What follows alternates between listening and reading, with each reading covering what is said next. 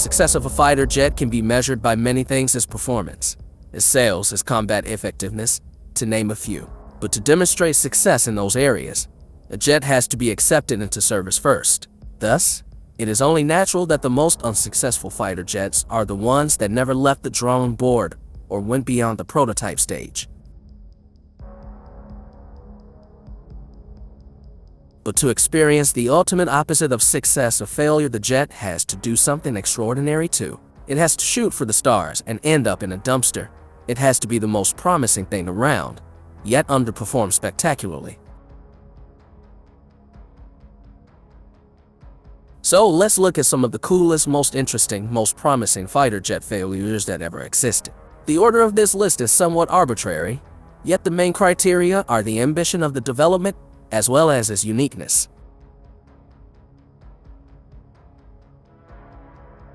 10. FMA Cy-90. Designed in collaboration with Dornier, the Cy-90 was supposed to be Argentina's fourth-generation fighter jet, a proud successor of the country's aviation industry that was one of the finest in the world right after World War II. FMA initiated the project in the 80s, and it was stupendously ambitious for the time. Fourth generation implies some bleeding-edge technology, and the jet had to compete with the likes of the F-16 and the Mirage 2000. No small task for a country with an economy just slightly larger than that of the U.S. state of Colorado. Also, it was a time of huge economic recession for the country. Also, the Falklands War started in 1983. Also, there was quite a bit of international isolation going on. All of these circumstances contributed, but the main reason behind the Cy-90's failure was the sheer ambition of the jet.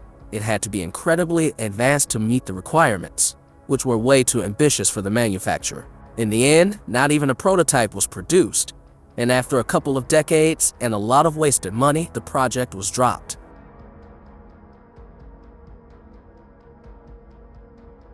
9. IAI Lavi.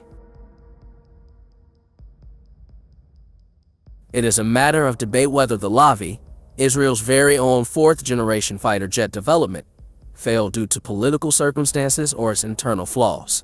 The point is, the development was incredibly expensive. The jet was very advanced for the time, maybe even more so than the Cy-90, and has been sucking Israeli taxpayer money since the mid-70s. Its proponents have been accused of harboring an unsustainable prestige project, as purchasing a fleet of F-16s, a decision which eventually happened, would have been a lot cheaper.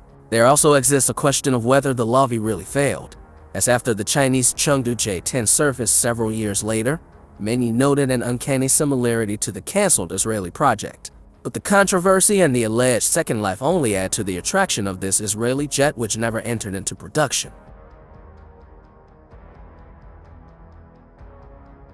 8.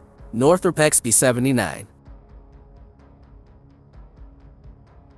This one gets here on the sheer audacity of the project alone. One of the first American jet fighters and one of the legendary flying wings of John Northrop, the XB-79 appeared in the early 40s when it was not entirely clear what to do with those new, fast jet fighters. Since they are so fast, wouldn't it be more efficient just to ram them into enemy bombers? So the XB-79, which was initially conceived as a rocket-powered aircraft, was supposed to be armed not with guns but with 19mm 0.75 and thick magnesium alloy skin on leading edges of its wings that, at least in theory, could cut through any foe like butter. One could only imagine how the dogfights of such aircraft would have looked. It proved to be incredibly difficult to control, a notorious feature of all flying wings. The first prototype crashed in 1944, killing the test pilot, and the project was cancelled in favor of more conventional designs.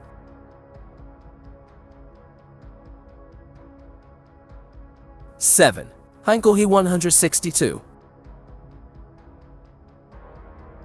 Late Nazi Germany was ripe with failing fighter jet designs, one more audacious than the other. Be it the Focke-Wulf Triebflügel, a project to develop VDL Bomber Hunter, or Focke-Wulf Tu-183 that pretty much defined the look of the first generation of fighter jets. But none of them failed as hard as the He-162.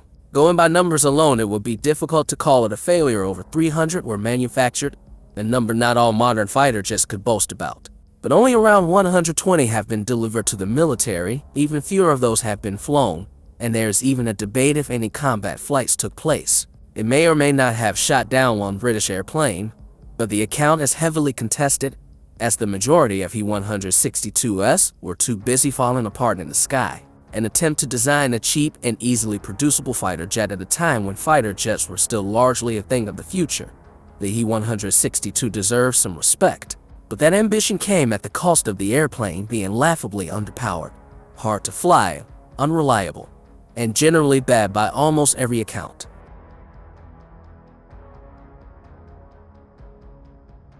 Six. Lockheed L-133. The E-163 was still more successful than the first American fighter jet, the Lockheed L-133. But boy, was the L-133 ambitious. Proposed in 1939, it was intended to demonstrate operational performance on par with the Korean War-era jets. With its canards, blended wing body, slotted flaps, and 2 engines, it was truly something from the future. Way too radical.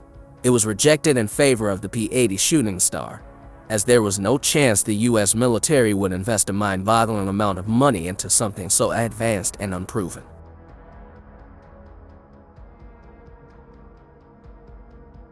5. McDonnell XF-85 Goblin.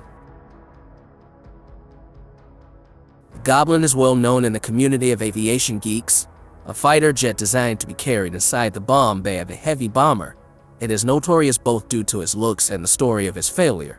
Difficult to control, impossible to dock onto the mothership, and utterly useless in combat, as even piston-engine planes from World War II could have outperformed this jet. It was another dead end in the evolution of fighter jets, or maybe an idea far ahead of its time, considering all the recent experiments with air-launched drones. Nevertheless, it failed spectacularly.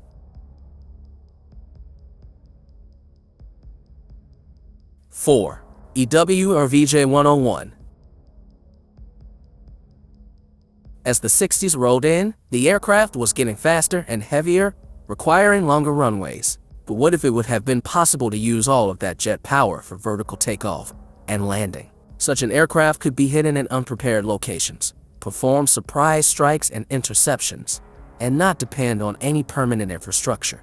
A lot of benefits for something that seemed entirely feasible with contemporary technology. European aircraft manufacturers showed huge interest in VTOL aircraft, having first-hand experience of what carpet bombing of a country's airfields does to its air force. Hawker Siddeley P-1154 was a British attempt at a supersonic VTOL fighter jet.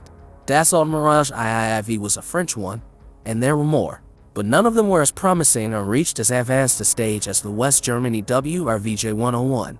It was supposed to be a Mach 2 capable VTOL fighter with fly-by-wire controls and 6 jet engines. It looked like something out of not yet released Star Wars, and one of its prototypes actually demonstrated supercruise ability by reaching Mach 1.2 without an afterburner. Just like many others, it was abnormally complex and expensive, hard to control and maintain, and the development never went beyond the 2 prototypes. It took 3 decades for another functional supersonic VTOL jet to emerge, the Yak-41, and 2 more decades until we got a mass-produced one, the F-35B.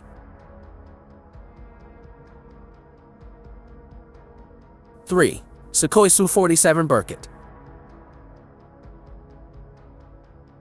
It is a common misconception that the Grumman X-29 and the Sukhoi Su-47 were the only aircraft with forward-swept wings ever built. There are at least several smaller, less ambitious, and civilian aircraft that successfully implemented this concept, such as Saab Safari. This shows that the forward-swept wing itself is not this insane idea that is completely impractical. It can be implemented even on supersonic jets, such as the X-29 and the Su-47, for dramatically increased maneuverability and low-speed performance. The X-29 was just a technology demonstrator, never intended to go into mass production, but the Su-47 was not. In the late 90s, there was a lot of talks that it was going to become the new main Russian fighter jet and rival the American F-22.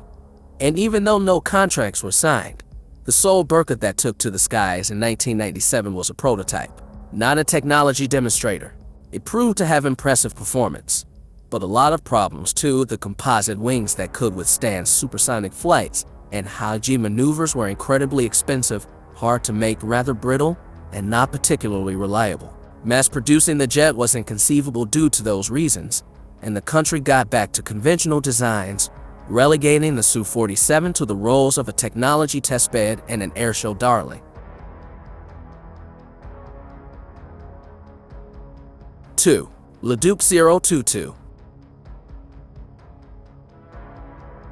Some of the aircraft on this list could have brought the entire aviation industry into radically different directions had they been successful. The direction some French experiments from the 40s and the 50s proposed was so far from the one we have. They still look like something from a parallel dimension. An attempt to redefine how a fighter jet works, the Leduc 022 and his predecessors, the 0.1 and the 0.21 featured a prone position cockpit, a massive ramjet engine around the air intake, and some test pilots with guns likely made of weapons-grade uranium. The concept behind these jets was envisioned by René Leduc in 1938. Back then, just like with the Northrop XB-79, it was not really clear what to do with those newly invented jet engines, and how jet fighters would actually work. In contrast to the XB-79, Leduc's designs actually worked.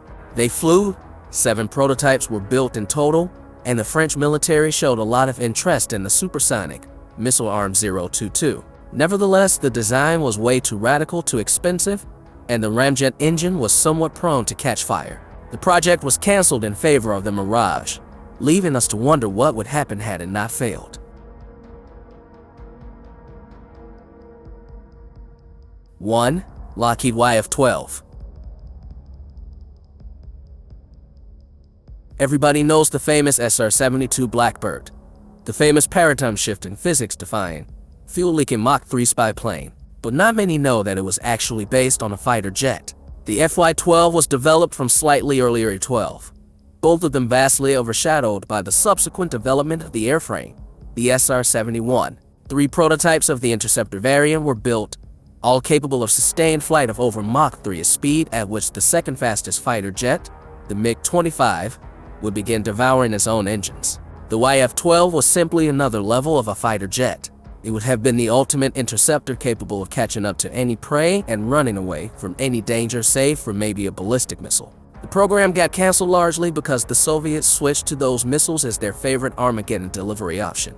Also, the Vietnam War was squeezing the U.S. Armed Forces budget dry, so the jet would have been much more expensive than any of the alternatives.